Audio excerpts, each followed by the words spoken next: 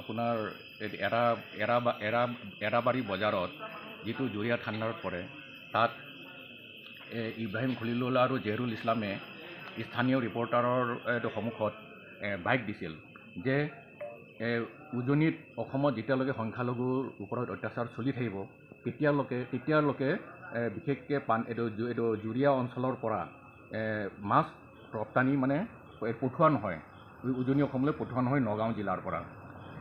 সেই কথাটো এইটো নিউজ ভাইৰেল হোৱাত গোটেই অসমত বিশেষকৈ প্ৰভাৱ পৰে। তেতিয়া লগে লগে আমি দুইজনকে তলব কৰোঁ থানালৈ। আজি ইংৰাজী 28 তাৰিখে এইটো ইব্ৰাহিম খলিলুল্লাহ আৰু জহিৰুল ইছলামক তলব কৰোঁ আৰু তেখেতসকলে আমাৰ ওচৰত এইটো কি কয় এইটো কয় যে ইব্ৰাহিম খলিলুল্লাহে নিজৰ ভুলটো স্বীকাৰ কৰে আৰু আমাৰ থানাত আমাৰ চিকিউৰিটি অফিচাৰৰ সন্মুখত এটা বন দিয়ে যে তেখেতে যিটো ভুল স্বীকাৰ কৰিছে আৰু আগলৈ এনেকুৱা ভুল নকৰে আৰু ভৱিষ্যতত শান্তি সম্প্ৰীতি বজাই ৰাখিব বুলি তেখেতে প্ৰতিশ্ৰুতিবদ্ধ হয়।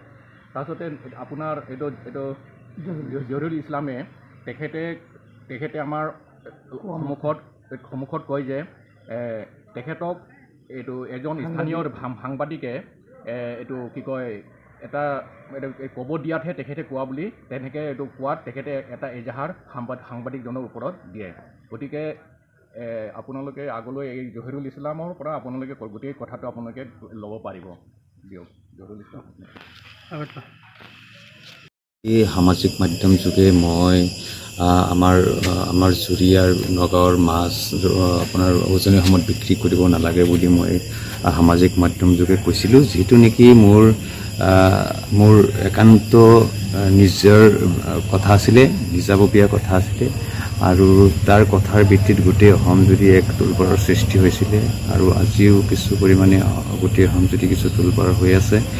তো সেই কথাটো মোক কোনেও শিকাই দিয়া নাছিলে, মই আৱেগৰ বশৱৰ্তী হৈ ভুলক্ৰমে সেই কথাটো কৈ পেলাইছিলোঁ, যাৰ বাবে মই আজি জুৰিয়া থানাত উপস্থিত হৈ OC মহোদয়ৰ সন্মুখত আহি আমি অনাগত সময়ত আমি এনে সাম্প্ৰদায়িক বক্তব্য বা এনেধৰণৰ বক্তব্যৰ পৰা বিৰত থাকিম বুলি প্ৰতিশ্ৰুতিবদ্ধ হৈছোঁ।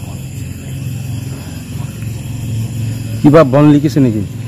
হয়, ইতিমধ্যে আমি প্ৰতিশ্ৰুতিবদ্ধ হৈছোঁ আৰু বন চাইছোঁ কৰিছোঁ। অনাগত দিনত আমি আৰু কেতিয়াও এনে বক্তব্যৰ পৰা বিৰত থাকিম বুলি প্ৰতিশ্ৰুতিবদ্ধ হৈছোঁ।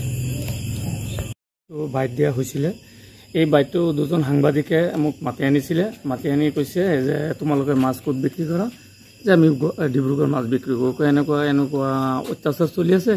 ঠিক আছে, যদি সেইফালে অত্যাচাৰ কৰে তেতিয়া আমি উজনিত মাছ ৰপ্তানি নকৰোঁ, আমাৰ মাছ ডিব্ৰুগড় গুৱাহাটী হোজাই লংকা এইবিলাক বিক্ৰী কৰিম আৰু সিহঁতৰ বিৰুদ্ধে মই জুৰিয়া থানাত এজাহাৰ দাখিল কৰিছোঁ।